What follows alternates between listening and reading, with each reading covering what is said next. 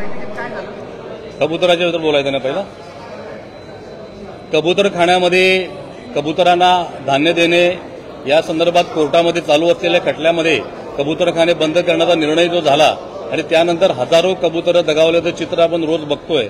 आणि जैन समाजामध्येच नव्हे तर सर्व धर्मियामध्ये कबुतरांच्या बद्दल एक जीव दया म्हणून एक प्रेम आहे. त्या कबुतरांचं जीवाचं रक्षण व्हावं अशी भूमिका समाजातल्या हजारो लोकांनी मांडली.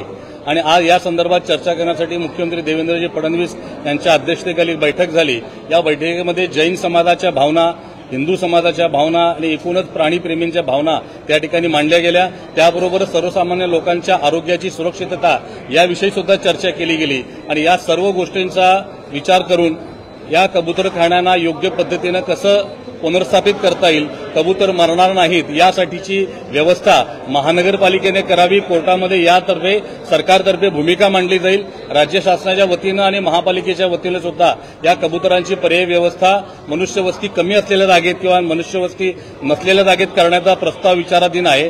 त्या ठिकाणी पर्यायी व्यवस्था होईपर्यंत सध्या असलेल्या व्यवस्था या कंट्रोल्ड फिडिंगच्या स्वरूपामध्ये त्या ठिकाणच्या होणारी सगळी साफसफाई करण्याच्या अटीवर महापालिकेनं ती यंत्रणा करावी, विकसित करावी.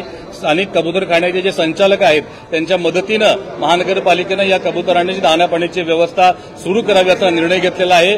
कोर्टामध्ये सरकारने जनभावनेचा आदर केलेला आहे, जैन धर्माच्या जीवदयेच्या परंपरांचा आदर केलेला आहे. आणि या सर्व भावनांचा विचार करून कबुतरांची सुरक्षा, आमच्या भावनांचा आदर आणि सर्वसामान्य लोकांचं आरोग्य या सर्वांचा समन्वय साधून यातनं योग्य मार्ग निघेल अशा पद्धतीची भूमिका सरकार न्यायालयात मांडेल. पण न्यायालयाच्या निर्णयाचा पुनर्विचार करून त्यामध्ये योग्य तो निर्णय घेण्यामध्ये सरकार आपली भूमिका योग्यतेने पार पाडेल अशा निर्णय आजच्या बैठकीत झालेला आहे. जैन समाजाचा अध्यक्ष या नात्याने मी सरकारला याविषयी मनापासून धन्यवाद देतो.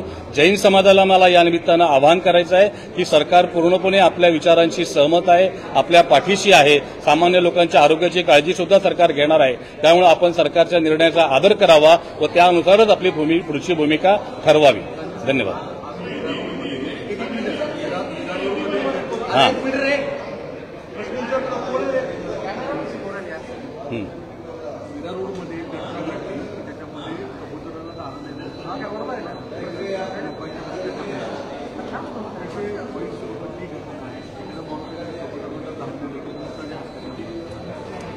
ही अतिशय चुकीची आणि मानवतेला काळिमा फासणारी अशी घटना आहे. आपल्या घटनेप्रमाणे प्रत्येक पशु पक्ष्याला सुद्धा जगण्याचा अधिकार आहे जितका माणसाला अधिकार आहे. आता आपण बोलू शकतो म्हणून आपल्या भावना आपण तीव्रतेने मांडतो. कबूतर बोलू शकत नाही, हत्ती बोलू शकत नाही म्हणून त्यांना आपण मारायला सोडू शकत नाही. त्यामुळे कबुतरांना आहे कुणी धान्य घालतं म्हणून त्याच्यावर कुणी अशा प्रकारचा हल्ला करणं किंवा त्याच्यावर कारवाई करणं हे नैतिकतेमध्ये सुद्धा बसत नाही आणि मानवतेला सुद्धा हे योग्य नाही. त्यामुळे अशा प्रकारच्या घटना कुणीही करू नयेत अशी विनंती आहे. किंवा सरकार हा निर्णय घेताना सर्वसामान्य लोकांचं आरोग्य आणि कबुतरांचे जीवरक्षा या दोन्ही गोष्टींचा समन्वय साधून पुढे जात आहे.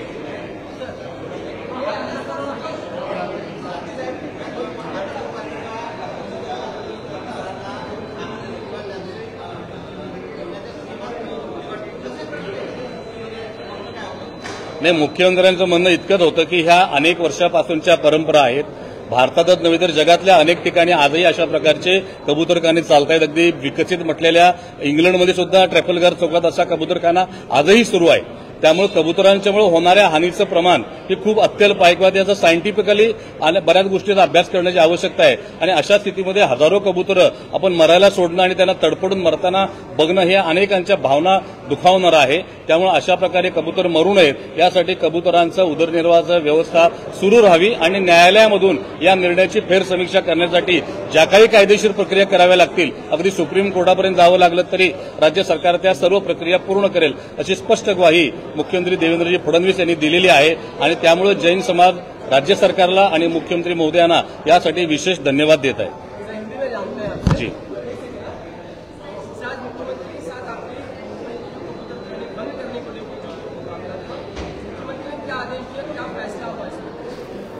मुंबई के कबूतरखाने ये हमारी सैकड़ों सालों की परंपरा है.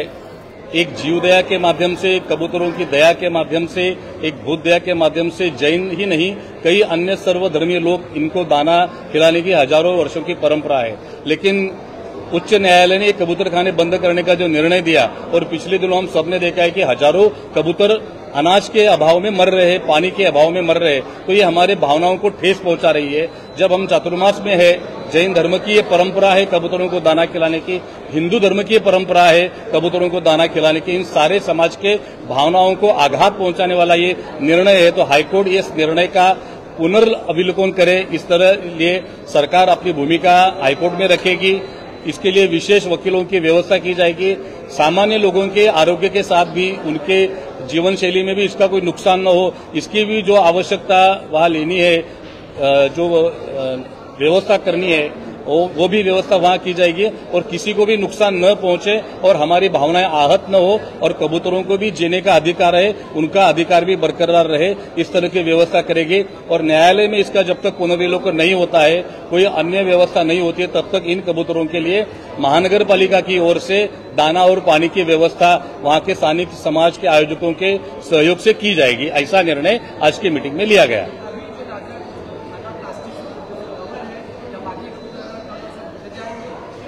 अभी वो उनको खिलाने का जो टाइम फिक्स किया जाएगा महापालिका की ओर से, कंट्रोल्ड फीडिंग करेंगे तो उतने समय में हटा के फिर से कवर करेंगे। लेकिन आपने देखा होगा कवर करने के बाद कबूतर वहीं आ रहे हैं या वहां जगह नहीं तो आसपास घूम रहे और मर रहे हैं, तो यह कवर करने से ज्यादा नुकसान हो रहा है। तो वही नहीं, ऑर्डर के अंदर महानगर पालिका वहां इंटरवेन करेगी। महानगर पालिका अपना भूमिका वहां हाईकोर्ट में तुरंत रखेगी कि ये कबूतर इस तरह से मर रहे हैं, और जब तक एक पर्यायी व्यवस्था नहीं होती है तब तक हमें इन्हें कंट्रोल फीडिंग में दाना पानी की व्यवस्था करनी जरूरी है। ऐसी भूमिका महानगर पालिका रखेगी, तुरंत रखेगी हाईकोर्ट में, और राज्य शासन भी रखेगा, और ये निर्णय का पुनर्विलोकन करने का हाईकोर्ट से आग्रह करेगा। अगर आवश्यकता रही तो राज्य सरकार सुप्रीम कोर्ट तक भी हमारे विचारों के साथ इस विषय में न्याय देने का प्रयास करेगी।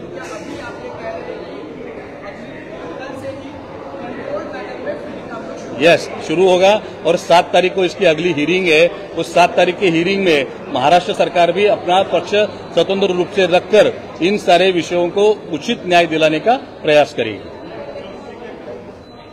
और एक विषय है जो हाथी के बारे में हुआ था, माधवी हाथी के कल पूरे समाज ने जो एक विरोध दर्शाया है हाथी को वहां से ले जाने के लिए, उस विषय पर भी विस्तार से चर्चा हुई है। और महाराष्ट्र सरकार और वहां का नांदनी मठ सुप्रीम कोर्ट में रिवीजन पिटीशन दाखिल करेगी। महाराष्ट्र सरकार अच्छे से अच्छे काउंसिलर वहां खड़े करके उस पिटीशन में हमारी भूमिका रखेगी, और वहां जो हाथियों के लिए आवश्यक व्यवस्था जरूरी है साइंस के हिसाब से या पेटा के हिसाब से या कोर्ट के हिसाब से, वो सारी व्यवस्था राज्य सरकार नांदनी में निर्माण करेगी। ऐसी स्पष्ट भूमिका महाराष्ट्र सरकार ने आज ली है। मुख्यमंत्री देवेंद्र जी फडणवीस को जैन समाज की ओर से, वहां के सभी हाथियों के ऊपर जिसकी भी प्रेम है, उन सभी समाज की ओर से हम धन्यवाद देते हैं। और सरकार के इस निर्णय से माधुरी हाथी, जिसे महादेवी कहते हैं, जल्द से जल्द नांदनी मठ में वापस आएगा, इसका हमें विश्वास है।